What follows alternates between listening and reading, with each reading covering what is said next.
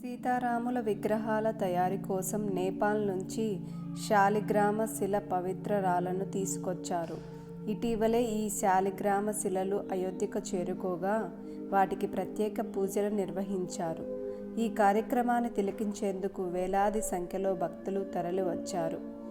ఈ పూజల అనంతరం శిల్పులందరూ కలిసి విగ్రహాలను తయారు చేస్తారు. ఈ శాలిగ్రామ శిలలు దాదాపు 6 కోట్ల సంవత్సరాల నాటివని చరిత్ర ద్వారా తెలుస్తుంది. నేపాల్లోని కాళీ నది నుంచి శాలిగ్రామ రాళ్లను తొలగించేందుకు ముందుగా నియమ నిబంధనల ప్రకారం పూజలు నిర్వహించారు. కాళేశ్వర్ మహాదేవ్ ఆలయంలో కూడా శిలాభిషేకం చేశారు. ఆ తర్వాతే దేవుళ్లకు క్షమాపణ చెబుతూ ఈ పవిత్ర శాలిగ్రామ శిలలను భారతదేశంలోని అయోధ్యకు తరలించారు.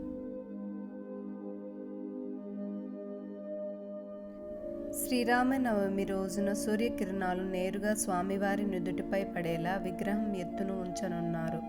అధికారిక సమాచారం ప్రకారం ఈ పవిత్ర రాళ్లలో ఒకదాని బరువు 18 టన్నులు, మరొక రాయి బరువు 16 టన్నులు. దేవి భాగవతంలో శాలిగ్రామ శిలల గురించి ప్రస్తావన ఉంది. వీటిపై శంకు, చక్ర ఆకారం ముద్రలు ఉంటాయి. శాలిగ్రామ విగ్రహాన్ని అభిషేకించిన జలంతో సంప్రోక్షించుకుంటే సకల పాపాలు, సర్వరోగాలు పోయి సకల సంపదలు వస్తాయని భక్తుల నమ్మకం. రాళ్లను తాకితే పుణ్యం వస్తుంది అని నమ్మకం. కలియుగంలో నారాయణుడు శాలిగ్రామ రాళ్లగా అవతరించాడు అని దేవి భాగవతం చెబుతుంది. జలంధరుడి భార్య బృంద పెట్టిన శాపం కారణంగా విష్ణుమూర్తి నల్లని శాలిగ్రామ శిలగా మారాడు అని పురాణాలు చెబుతున్నాయి.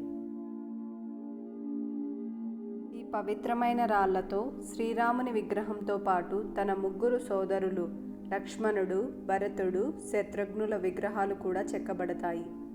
శాస్త్రాల ప్రకారం ఈ శాలిగ్రామంలో శ్రీ మహావిష్ణువు కొలువై ఉన్నాడని నమ్ముతారు. పురాణాలలో తులసీదేవి లార్డ్ శాలిగ్రాముల వివాహం జరిగినట్లు పేర్కొనబడింది.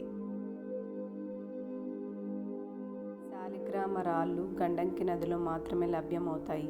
శాలిగ్రామ రాయిని పూజించడం వల్ల ఇంట్లో ఆనందం, శాంతి, ఐశ్వర్యం, ప్రేమ చెక్కు చెదరకుండా ఉంటాయని చాలామంది నమ్ముతారు. అంతేకాదు లక్ష్మీదేవి అనుగ్రహం కూడా లభిస్తుందని చాలామంది విశ్వాసం. హిమాలయాల నుంచి ప్రవహించే నది భారీ శిలలను చీల్చుకుంటూ ప్రవహిస్తుంది. 33 రకాల శిలాజాలతో ఈ శాలిగ్రామ శిలలు ఉన్నాయని నిపుణులు చెబుతున్నారు. 2024 సంవత్సరం కంటే ముందే ఈ శాలిగ్రామ శిలలతో అయోధ్య రాముని విగ్రహం తయారు కానుంది. రాముని విగ్రహంతో పాటు సీతాదేవి విగ్రహాన్ని కూడా తయారు చేయనున్నారు. ఈ 2 విగ్రహాల తయారీ అనంతరం గర్భగుడిలో ప్రతిష్ఠించనున్నారు.